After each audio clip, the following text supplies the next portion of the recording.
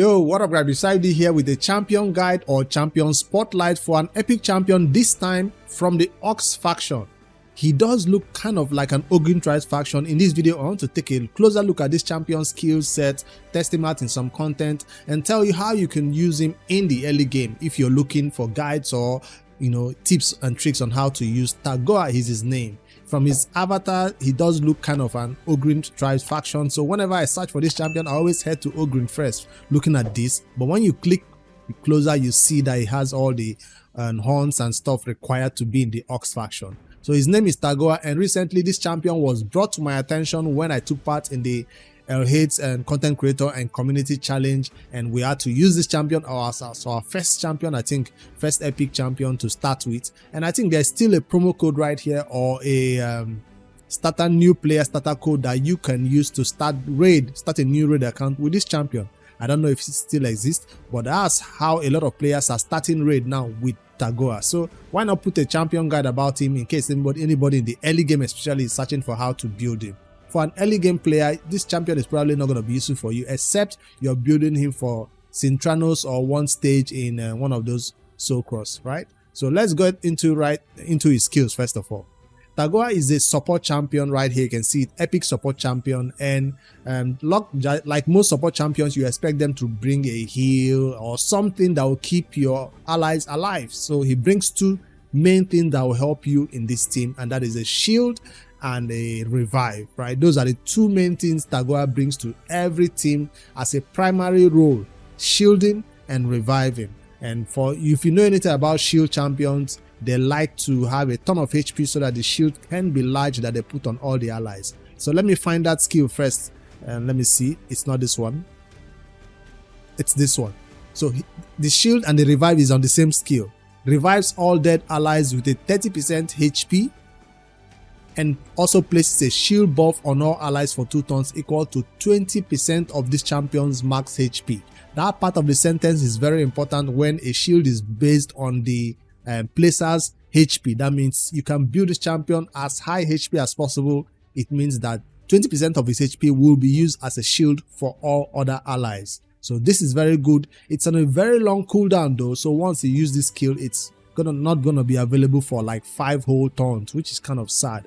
But it also ties in with a revive, so you can only revive everybody else. That's why it's on a 5-turn cooldown. Just like every reviver, like Gogorab also has his revive on a 5-turn cooldown. Whenever you see a player or an epic champion in raid reviving one champion or two, the revive is on a 4 or 3-turn cooldown. But whenever you see them in reviving the entire team, you know it's going to be a 5-turn revive, right? So they don't want that revive to be as good as legendary revivers. That's why it's on a very long 5-turn. I appreciate it even more if the shield was on a different skill, so the revive can just be alone on a 5-turn. But the shield being on a 5-turn, it's going to be quite hard to get around to it, except you have some artifact set that is resetting the cooldown of this kit, or you have some other artifact set that is making him take numerous turns in the team. Then it becomes like a 4 or 3-turn cooldown. Now the other skill is this one that is very useful in content to make your enemies slower, to make you faster. Right here, it doesn't place decreased speed, he places increased speed instead on your allies. Makes your allies faster by 30%, then heals all allies by 15% of this champion's max HP. That part of the sentence is also the important part. It doesn't just do a normal heal. The heal is based on his HP. So the higher HP you can build this champion, the higher amount of heal he can do to your allies in the team. So I will put together a team and fight some battles. You see us taking damage, and then you see this heal come into play, and you see by how much he heals. I've already built him up to about 100k HP, something crazy like that. But any amount of HP, 30, 50, 60, we will be fine. I went extra mile with it just to showcase him in a good light, right? So that's the 2 basic skills that you'll be using: the heal, the increased speed, and the shielding and the revive. This is why he's in the team. From what you can see, these 2 skills don't need any accuracy, right? It happens on your allies. The shield is for your allies, the increased speed is for your allies, the heal is for your allies. So he doesn't need accuracy. Whenever a champion does not need accuracy, it gives you an opportunity to focus on a lot more stats like speed, like the HP, like defense or resistance if you want to. So with that in mind, knowing that this champion need only 2 stats, HP and speed, any artifact set you can use to make that possible for your team, put it on him. If you want to make him take extra turns, fine. If you don't want to make him take extra turns with Relentless, no need. We'll talk about that when I go to the artifact section, but I just wanted to point out that this is the main thing you need this champion, and you should build him based on these 2 skills. Now let me see the A1. He does have an increased defense buff for 2 turns on the ally with the lowest current HP. So he's bringing an increased defense on 1 ally. It's going to be going randomly, right? On the highest champion with the lowest HP. It might be just one person that always gets this increased defense. In battle, I'm going to test and see who he places this increased defense for. This is kind of useful in clan boss also when you're looking for as much defense as possible on your squishier champions especially. Now for the passive, decrease the damage received by allies with 50% or less HP by 10%. So if anybody on your team have their HP already at 49 or 20% or something, they are low basically, their damage they receive will be less by 10% on the next hit that the enemy is trying to do to them, right? So it doesn't just do it the entire battle, no, it's only when somebody falls below 50% HP that it will happen. It's not going to be one ally, right? It can happen to 3 or 4 or all our allies. Decrease the damage received by allies. So it doesn't matter whether it's one person with low high HP or 2 or 3, all of them, the 10% less damage will be applied to all of them. That's a useful passive, I guess maybe it just brought them back to life and they are shielded and they are not yet at 100% HP. This will kick in to make sure they don't, die in the next hit. So this champion's kit is saying he's obviously an amazing epic champion. I really didn't get a chance to enjoy him in the early game because he was not around in the game when I went through the early game, I guess. But newer players getting him, he's supposed to be one of the top epics you look for in the early game. We know some epics will always look forward to getting in the early game, like a Stagnite, like a Terrell, like a what do you call it now? There are many epics. A reviver like Tagoar, he should be one of your top list of epics you're looking to get on the list right here. So I can go along and call out a bunch of epics we're looking forward to getting. He definitely belongs to one of those top epics that is supposed to help early game players get to the next level of hitting their first level 20 in dungeons, getting to 25 and so on. He will be in all your teams, including clan boss. If I have time in this video, I might even run a clan boss battle along with him to see how he performs in that content, but I don't think we'll have time for that. But anyways, that's his kit. Let me get into how I build this champion, then we'll test him out in some content. Type the name, Tagoar. I have two copies of him, that's why I made it a +1 already. And there you go. Like I was saying, I only needed high speed and high HP on this champion. So from the artifact set you're seeing, I focused on those 2 stats. I did not want to focus on sets. So stats will always take a priority for me for a build like this than sets. Now if I wanted him to take a bunch of turns, then I'll look forward to putting artifact sets that give him extra turns. But in this case, I don't think I'll need those extra turns because my speed alone is higher than the enemies I'm about to fight at level 20 or 25.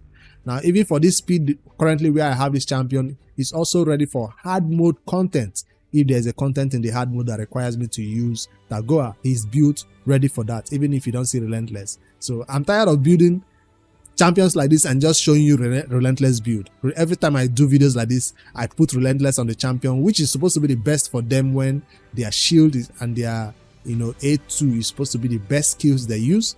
So Relentless is supposed to be the best one, but just because I'm tired of always doing guides about it, that's why I'm beginning to do guides to show the champion built random gear sets but still meeting the stats requirement of speed and HP. I have to explain why I'm doing that so that you understand that I've done a bunch of videos where I just put Relentless in support champions like this and revivers and cleansers, but newer players find it difficult to even get Relentless sets. So I'm gonna be doing more videos where I just put random sets on champions as long as it meets those 2 stats requirement or 3 that they need, right?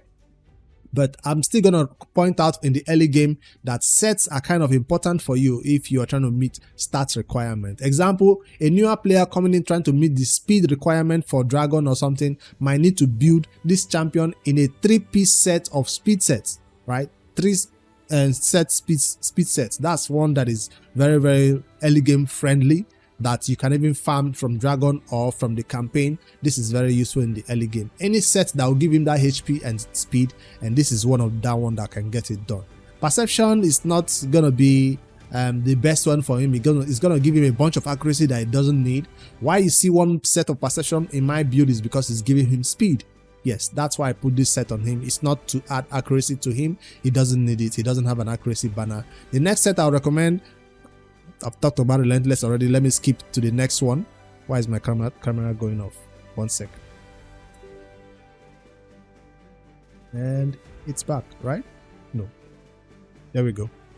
Alright, so the next artifact set I'll put on him, if you're going to run this champion in content like the Clan Boss, Stalwart set is essential in champions to prevent him from taking too much damage. He doesn't have ally protection, but at least he's going to be surviving long enough. So Stalwart is not bad for Clan Boss. If you're going to run it for Dragon or other content where you don't deal with a ton of AOE damage dealers, I don't think Stalwart is the way to go. I just had to mention that for Clan Boss players who will use him in Clan Boss especially.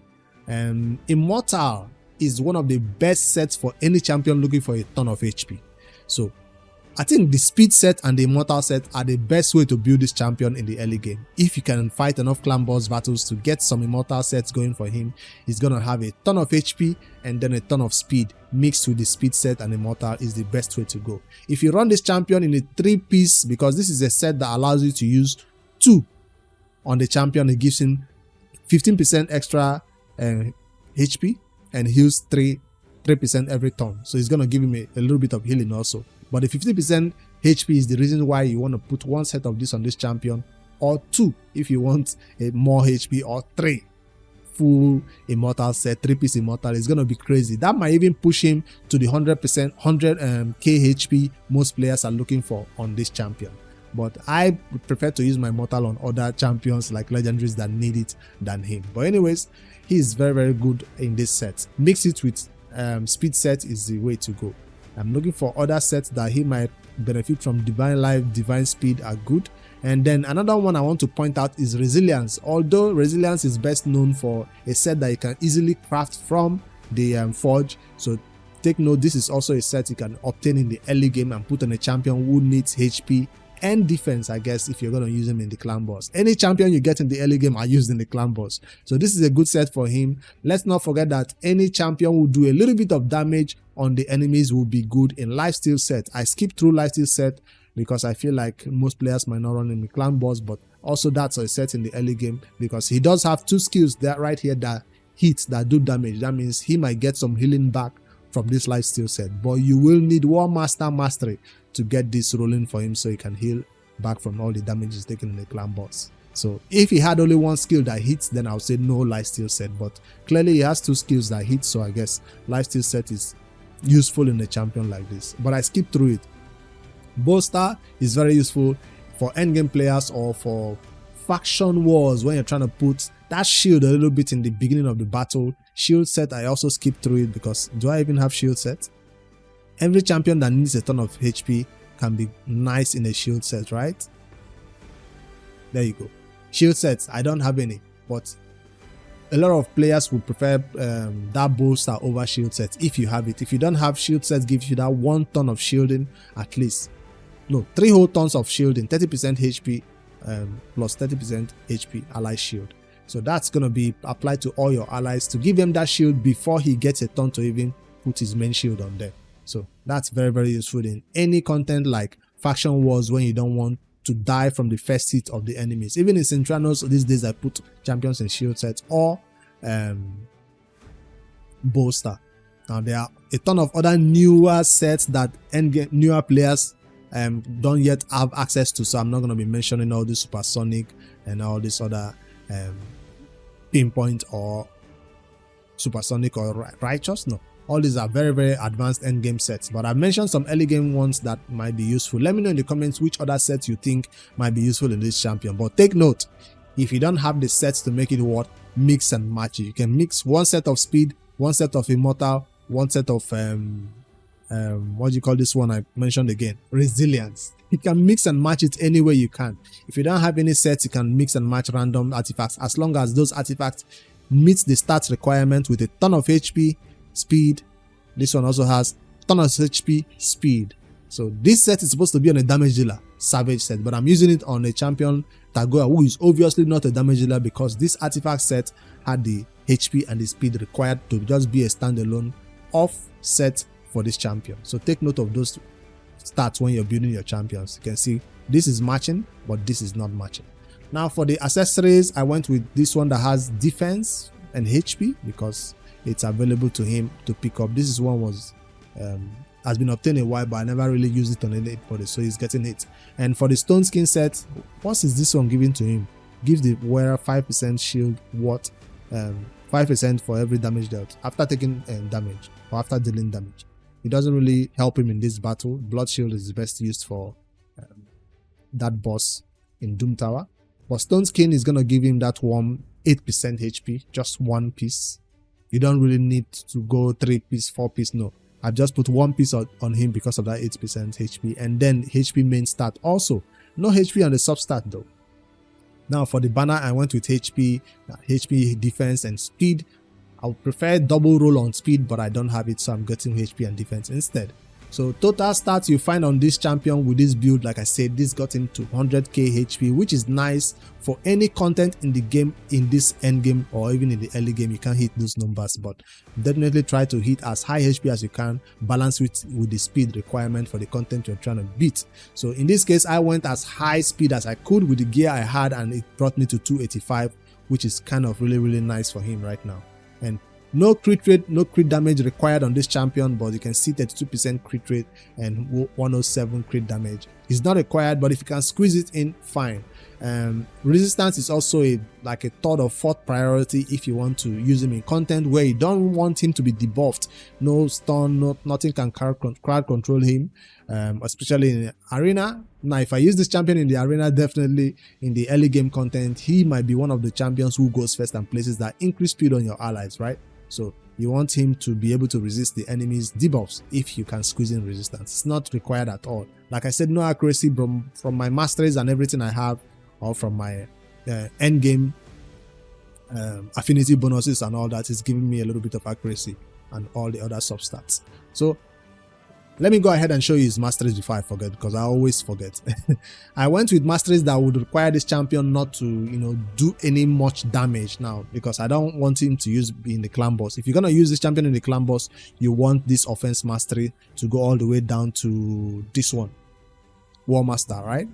War Master for clan boss, especially if you're gonna use this champion with the lifesteal, you need him to get this War Master. But I intend to use this champion in PvE content, like wave content, like in the Synchronos. So that's why I went with this defense and support 3. So this one especially, where increase the champion's stun meter by 20% whenever an allied hero drops below 25% HP. So this will get him to his stun more faster than usual, especially when he's the one that is supposed to boost them up with his speed, or put shield on them, or even revive them if they are going to die soon.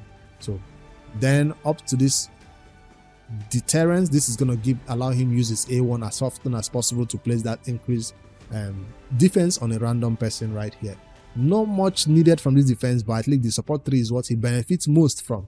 This is has a chance of extended duration of any buff cast by this champion. This is also kind of useful for him. It does not benefit from the opposite side of this. It's not gonna cast any debuffs to be improved, so he went straight down. You have this one that is increasing his max HP and then increase his shield. These 3 are important. Even if you can't get all the way down to this end, you can't yet farm the masteries for him, at least farm these 3 for him.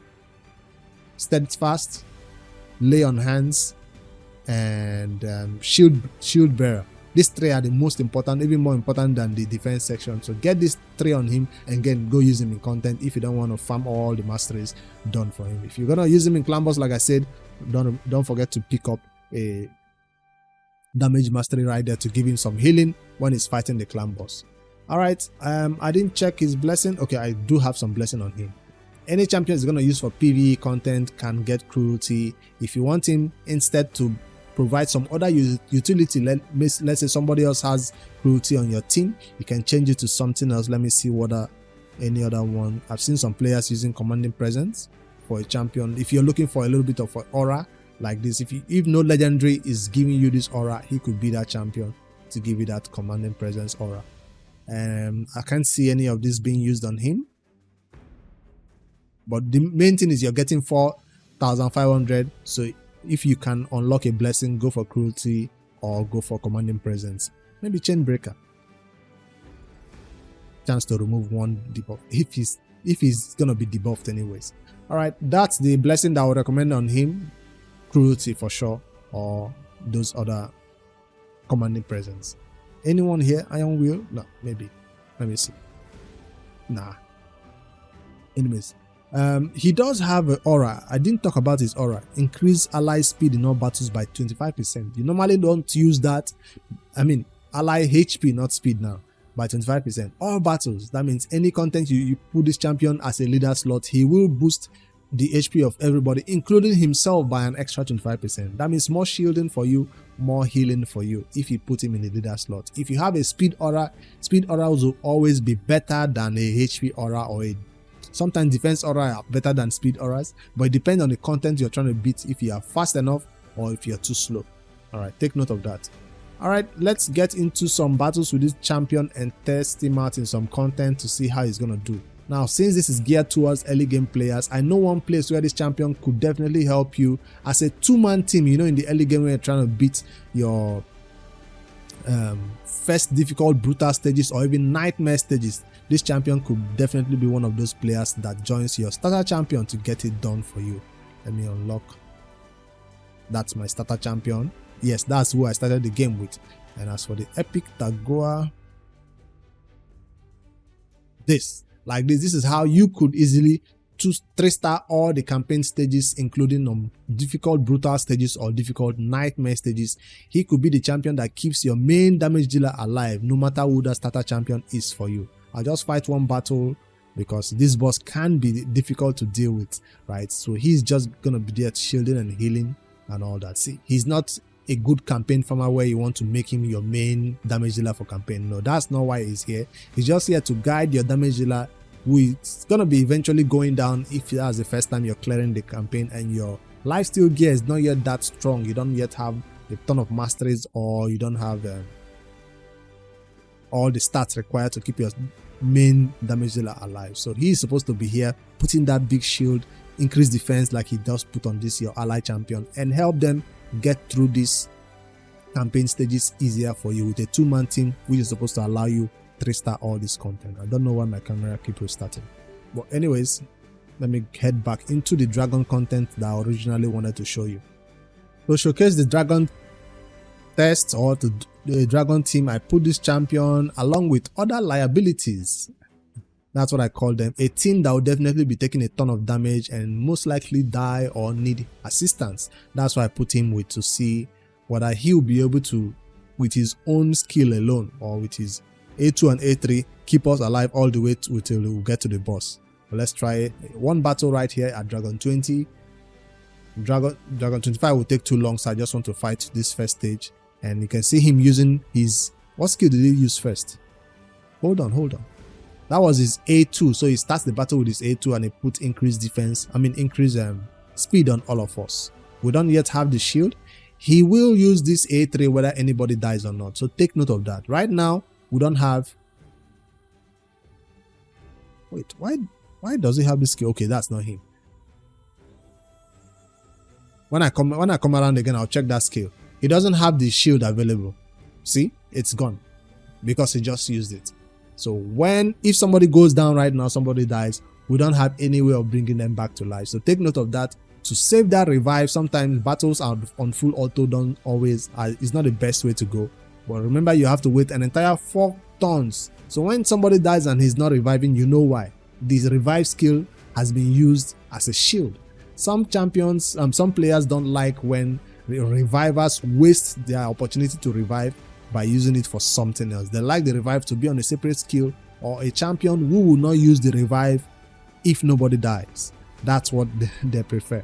But anyways, we're gonna wait an entire 4 turn before we can use that revive. But I don't think anybody will die in this battle because of the big shield he's placing on us. We might not get to see the revive in action, but let's see. I didn't even bring in a ton of damage dealers who will kill this wave instantly. I brought in a ton of champions who will slowly kill them, but we're still taking not much damage. Maybe I should have fought hard mode or dragon 25 content, so we'll take more damage. So this big shield can break. He's so fast with the increased speed. I have to fight it all the way to the boss to see how it goes, because I don't think anybody will die here, but the boss might nuke some of us down. That's when I want to see how long it will take for the revive to take action. Who are these other champions on the team? You can see Frozen Banshee in there. Golos, is that Golos? An epic champion who people forget has a decreased defense, and then 2 random champions right here, including this. Is it a provoker? It provokes some allies sometimes. That is useful for faction wars. Still no damage taken for us. Maybe the heal that we are getting is not even allowing me to see the bars of my champions if they are taking any damage, or the shield is not even letting us take damage. See, okay, that's the provoker I was thinking about. Terrell, do some damage to us. No chance for him. Alright, definitely the boss will get a turn and take some of our HP down to half. And let's see if it will break the shield.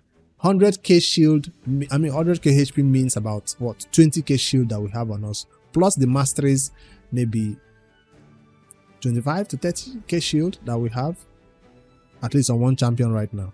It's all fallen off. Boss, take a turn before Frozen Banshee poisons you to death. And the boss is gonna hit us for how much? Frozen Banshee. How do we resist everything? I guess these champions are built well enough to resist all the poisons. I forgot this is Dragon 20 content. I didn't know my resist on champions are this high. I mean, my masteries, my Great Hall is full. I guess that makes it easier for me to build resist on champions. So we are not going to take any damage right here. Frozen Banshee is lacing the poisons again.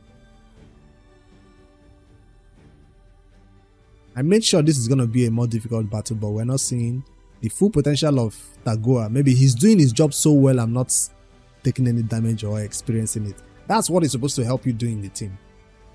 Make you not really take any damage. I guess we'll have to put this on the speed, increased speed he's giving to all of us. Does anybody else in this team have increased speed? I doubt it. But maybe I should fight this battle with a team that is less easier to beat to see his full potential. But you get the point. This champion is supposed to be the main reviver, main healer, main shielder, main increased speed champion in every battle you put along. So put him with an increased speed champion or a speed aura champion. It doesn't really matter. If you put him with an apothecary with a turn meter boosting apothecary, it also helps for that targeted healing. But it doesn't matter. You need a AOE reviver. You need a reviver in everything, and he could be definitely that reviver that always brings somebody back to life once they go down, or your entire team back to life when they go down. He is tanky enough to be the last one standing most of the time. So even if the revive goes on a 4-turn, 5-turn cooldown, be patient. He can slowly wait until he gets it back again, and then he uses it if he already wasted it at the wrong time. Now, I'm not sure I have a clan boss key. Let me check. Ooh, I don't have the Ox faction open today, do I? I don't. But he wasn't one of the champions who helped me beat the Ox faction. But if you know anything about faction wars and the new hard mode faction war coming up, we'll need a lot of revivals or different champions, not just legendaries. Sometimes we'll need revivals like that to help us with that faction battles. Let me try one clan boss team. I'm not going to fight the battle, but I'll show you a sample clan boss team. Maybe you're still in Brutal, where you build a team like that to use for the clan boss. Featuring Tagoar, of course. And your Frozen Banshee too should not be forgotten based on rarity. No. Let me see a clan boss team. Let's not start. We'll always start with increased defense for the clan boss. You don't want to start with this, or a deacon, either a deacon or a increased defense. Then we got Tagoar in there. Where is he? He's +2 2, right? Basically, I just want to cover all the bases. Is either you're using increased speed or increased defense or defensive aura. If I can even identify his avatar, there it is. Ally protection. And where is Frozen Banshee again? If you don't have an epic poisoner, definitely want to go with the rare one. Ally protection. Do we need counter attacks or ally attack? Feign. Where is my Feign? Decrease defense and weaken. You can't forget my Feign is fully ascended. That's why she's maybe at the top. There she is. She's ready to go. So a team like this already looks complete, but we're missing something. Ally protection, either ally attack or counter attack. I guess any of those will work as the last slot, or double ally attack. So if I was to run this team in that super early game, I'm gonna run it like that. So with this team like this, going to the clan boss, I guess we could easily take him down. Remember, Deacon could be replaced with somebody else in there with a defensive aura like a Terrell or others who have a higher defense aura. Anyways, that's this video right here highlighting all the things Tagoar can help you do in the team, especially in the early game. Of course, if you're an end game player, you see some use for him also in Synchronos if he ever comes up or if he's needed for his faction, affinity, or rarity. Anyways, let me know how you use this champion in your account right now. I enjoyed him so much in the AOE free-to-play challenge. I wanted to put together a video about him since that time, but now I finally got time around to get it done. And yeah, if you're searching for a Tagoar guide, hopefully you found this one useful. Let me know in the comments which champion you want me to take a closer look at next, and I'll be sure to build in, test him, and showcase him in a content like this. Later guys, don't forget to like and subscribe for more daily raid content.